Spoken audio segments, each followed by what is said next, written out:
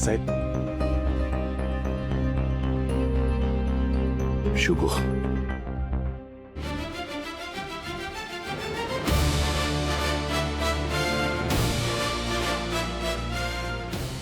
शब्द पाळला असतो. साहेब तुम्हाला शब्द दिला आणि मी पाळणार नाही असं कसं होईल? खरं तर साहेब काय बोलू हेच कळत नाही. साहेब काल मी तुमच्याशी जे काय बोललो असेल, जे काय वागलो असेल, त्याच्यासाठी प्लीज माफ करा. तर तुमची काय चूक आहे?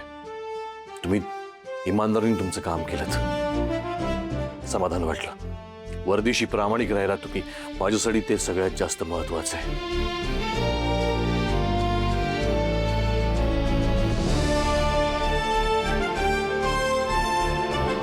साहेब हे विश्वंभर साहेबांच्या सुटकेचे पेपर्स. साहेब या रजिस्टरवर येतं की सही करा आणि तुम्ही जाऊ शकता. इन्स्पेक्टर साहेब तुमचे पण खूप खूप आभार. तुम्ही खूप सहकार्य केलं.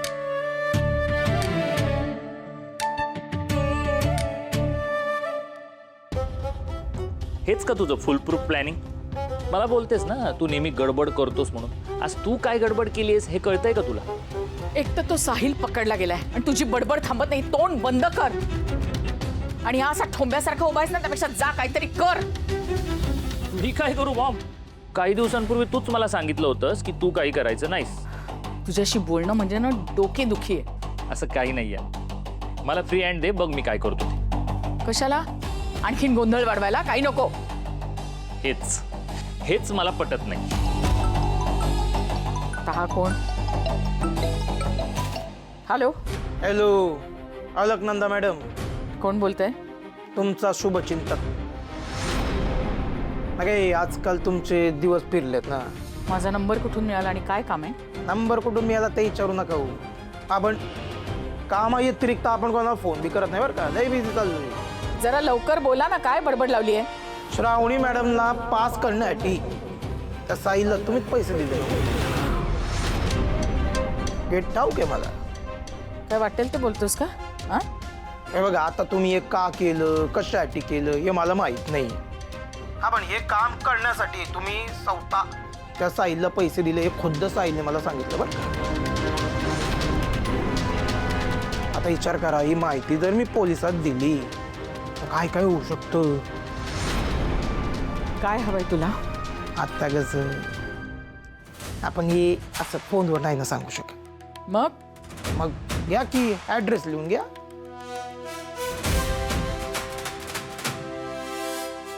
आलं का ध्यानात? कोण बोलतोयस तू? नाव काय तुझं? दाजी. तुमच्या शुभंकरचा दाजी शशांकराव बोलतो.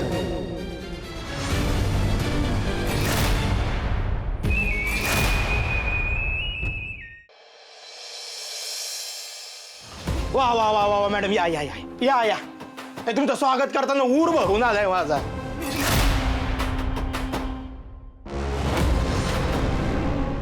बोल, काय माहितीये तुला? मला फक्त एवढंच माहिती आहे की त्या श्रावणीला पास करायला तुमच्या माणसानं पैसे दिले होते. त्यानं सांगितलंय मला आणि त्यानं सांगितलं की तो जेलमध्ये गेला तर पैसे वसूल कर म्हणून. कसं मिटवायचं हे प्रकरण? काय मागणी आहे तुझी? 10 लाख पाहिजे. 10 लाख. 10.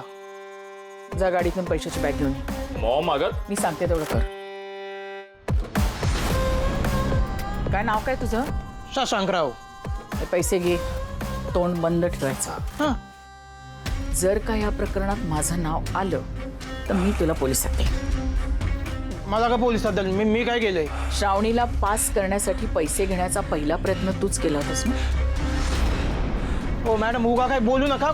कोण बोललो हो तुम्हाला हे? साहिलची बायको. साहिलच्या बायकोनी सांगितलं मला. मी तिला पोलिसात घेऊन जाईन, ती खरं काय ते सांगेल आणि मग पुढे व्हायचं ते होणारच. नाही नाही नाही मॅडम, हो काय बी झालं तरी माझ्या या प्रकरणात नाव नाही आलं पाहिजे. तुमचं येणार नाही, माझी जबाबदारी आहे ना. येऊ का मग?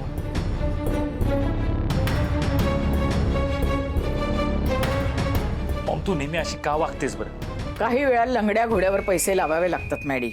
राहता राहिला प्रश्न साहिलचा, तर त्याला पैसे देऊन त्याचं तोंड बंद केलंच आहे की. पुढे काय करायचं ते मी बघेन. विशंबर साहेबांचा विशंबर साहेबांचा विशंबर साहेबांचा. थांबा थांबा, आधी माझ्या भावाला मला ओवाळू दे. आम्हाला खात्री होती तुम्ही काहीच चुकीचं करणार नाही भैयासाहेब. आमच्याकडून तुम्हाला खूप खूप शुभेच्छा.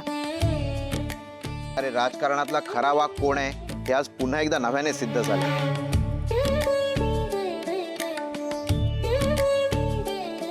तुला जेव्हा पोलीस पकडून घेऊन गेले होते ना, तेव्हा मी आतून खरंच तुटून गेले होते रे.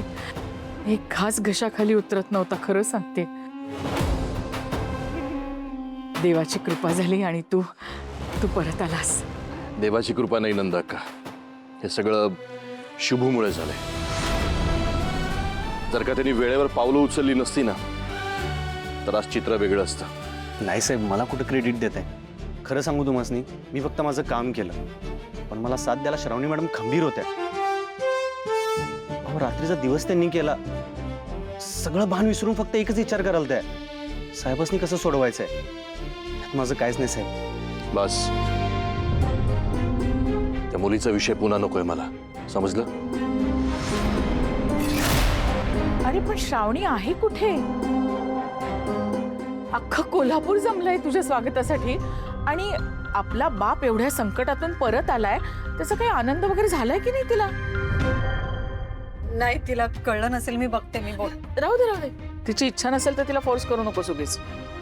आज पार्टी ऑफिसला माझ्याकडून पेढे वाटा, मला खूप आनंद झालाय. ये विश्वभर आत ये.